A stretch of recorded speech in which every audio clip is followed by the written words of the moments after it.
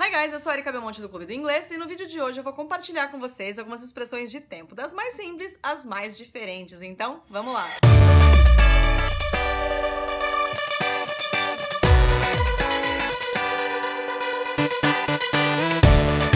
Meus amores, o objetivo do vídeo de hoje é ajudar vocês a terem mais bagagem, ter mais vocabulário, para que vocês consigam construir a frase de vocês. E essas expressões especificamente falando, eu percebo que o pessoal geralmente tem dúvida com relação à preposição, quanto que usa, por que usa, enfim. Então hoje eu vim sanar essa dúvida pra vocês e ajudar vocês a montar essas frases bem bonitinho, tá bom? Vamos lá. Vamos lá pra primeira. Como é que eu digo dia sim, dia não em inglês? Pelo amor dos meus filhinhos, que eu não tenho ainda. Eu imagino que a primeira coisa que passa na cabeça de vocês é they yes, they no. Acertei? Eu acertei, mas você errou, tá? Não me digam they yes, they no. Isso não existe, gente. Pelo amor de Deus, eu não sei de onde vocês tiraram esse they yes, they no. Ah, não, eu sei, na verdade. Dia sim, dia não. Traduzindo ao pé da letra. Não traduzam ao pé da letra, meus amores. Não façam isso, tá? Em inglês, a gente tem uma estrutura, em português a gente tem outra. Nós temos expressões pra poder falar o que a gente precisa em português. Então, dia sim, dia não, we say every other day. E de novo, tá vendo? Se você traduzir pro português every other day, vai ficar cada outro dia. Ou seja, não faz nenhum sentido, né? Então, toda vez que você quiser falar que você vai realizar uma atividade em dias alternados, every other day. E sabe o que é legal dessa expressão? Você ainda pode brincar com ela. Por exemplo, se você, na verdade, vai no dentista a cada 15 dias, ou seja, semana sim, semana não. Aí você pode falar every other week. Se você vai visitar sua mãe que mora longe a cada 2 meses, ou seja, mês sim, mês não, every other month. Então esse every other, ele indica... Fugiu a palavra, gente. Lembrei, alternância, é isso que eu queria dizer. Toda vez que você quiser alternar os dias, as semanas, os meses, o ano, gente, qualquer coisa que vocês quiserem, tá? É uma expressão de tempo. Então, conforme você quiser falar que você faz uma certa atividade mês sim, mês não, ano sim, ano não, every other, e aí você completa com o que você quiser. Every other week, every other month, every other year. Falando em every, vamos lá pra nossa segunda dica. Como é que eu digo todo dia em inglês? Ah, Erika, esse é fácil, né? Every day. Tá certo, parabéns. Every day, todo dia em inglês. Agora, como é que eu falo todos os dias em inglês? Aí você pensou? Every days, porque é plural. Não existe every days. Apesar de em português a gente ter todo dia ou todos os dias, vocês concordam que é a mesma coisa? Se eu falar que eu tomo banho todo dia, eu tomo banho todos os dias. Em inglês, depois da palavra every, sempre vai ter uma outra palavra no singular. Memorizem isso, gente, anotem no post-it, no caderno, onde vocês quiserem, mas depois da palavra every, sempre vai ter uma outra palavra no singular. Every day, every time, every moment. Se não for tempo, por exemplo, every person, every man, every cell phone, every house. É uma expressão de tempo, mas eu tô até mencionando coisas que não tem nada a ver com tempo. Então, a palavra every é sempre no singular. Todas as semanas, every week. O problema é com relação à palavra every. Se a gente for traduzir ao pé da letra, a palavra every significa cada, né? Eu não falo cada pessoas, eu falo cada pessoa, cada dia, né? É que a gente não tem o costume de falar, eu tomo banho cada dia, ou a cada dia que seja, né? Eu falo, eu tomo banho todos os dias, ou eu tomo banho todo dia. Então, I take a shower every day. Nunca every days, não existe every days, gente. Memorizem isso. De novo, vou ser repetitiva. Depois da palavra every, não coloque nenhuma palavra no plural. Vocês viram que eu vou ficando brava conforme eu vou explicando, né? Pra ver se vocês ficam com medo e memorizam. Agora, como é que eu digo em inglês aquela expressão de quando seu amigo desnaturado resolve te visitar depois de séculos, sabe? Uma vez na vida, outra na morte? Como é que a gente diz isso em inglês? Tipo aquela situação que a pessoa deixa 6 meses o carro sem lavar e aí até alguém escrever wash me. Pra ser muito honesta, quando a gente quer dizer que alguma coisa acontece raramente, nós temos diversas formas, mas hoje eu quero chamar atenção pra uma delas. Quando a gente quer falar que algo acontece uma vez na vida, outra na morte, nós podemos dizer once in a blue moon. Nossa, Erika, que nada a ver. Once in a blue moon, uma vez a cada lua azul. Na verdade, tudo a ver. Eu vou contar pra vocês por que essa expressão chama once in a blue moon. O que é essa tal de lua azul? Vou explicar pra vocês. Pra falar a verdade, antes, deixa eu até me antecipar, pra vocês não brigarem comigo aí nos comentários. Eu não entendo nada de lua, tá, gente? Isso daí, na verdade, foi uma pesquisa que eu fiz e eu descobri essa informação, mas eu não entendo nada de lua, hein? Mas até onde eu li, o que acontece? Nós temos 4 semanas em um mês, não é isso? E aí, pra cada semana, existe uma fase diferente da lua. Então tem lá, primeira semana do mês tem lua nova, depois a minguante, depois a crescente, depois a cheia, não é isso? Então, uma lua pra cada semana. E às vezes, dentro de um mês, nós temos 5 semanas, certo? E aí o que vai acontecer? Uma dessas luas vai se repetir. Vai ter mês que a lua que vai se repetir vai ser a minguante, num outro mês que tiver 5 semanas vai ser a lua nova. Mas, gente, dificilmente e raramente acontece de ter 2 luas cheias em um único mês. E quando acontece, esse fenômeno é chamado de lua azul.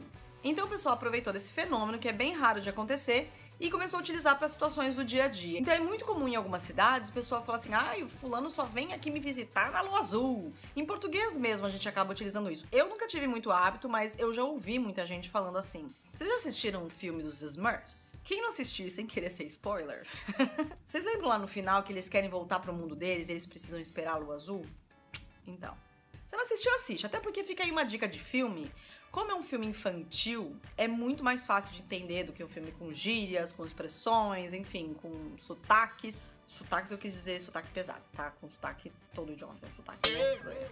Então, não se esqueçam. Once in a blue moon é quando algo raro for acontecer, tiver acontecido ou coisa do tipo. Tá, vou deixar um exemplo. My cousins visit me once in a blue moon. Vamos para a próxima dica. Como é que eu digo antes de ontem, depois de amanhã em inglês? Before yesterday, after tomorrow. Quase isso. Apesar de em português a gente só colocar antes de ontem, depois de amanhã, em inglês é obrigatório você colocar a palavra the day.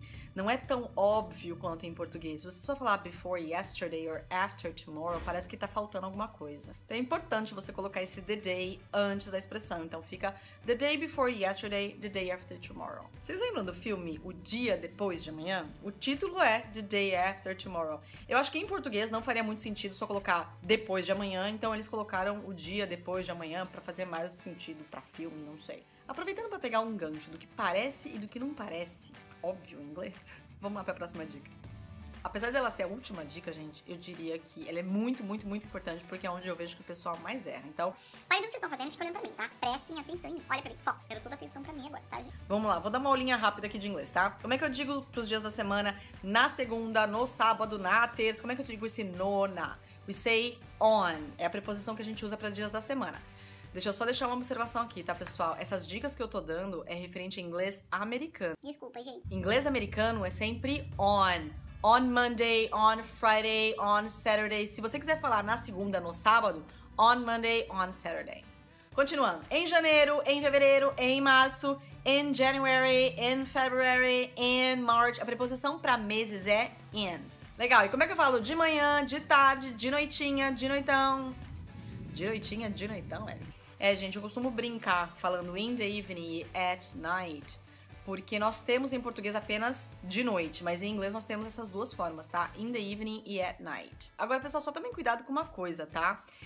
Uma coisa que eu tenho visto muito aqui, quando anoitece mais cedo, tipo 4 da tarde, 4:30, 5, eles já começam a considerar in the evening, tá? Ao contrário que no verão, quando já começa a escurecer mais ou menos umas 9:30 da noite, pois é, gente, escurece esse horário no verão aqui no hemisfério norte. Então, não necessariamente vai ser com relação ao horário fixado, tipo, das 6 às 8 in the evening, passou das 8 já é at night. Não.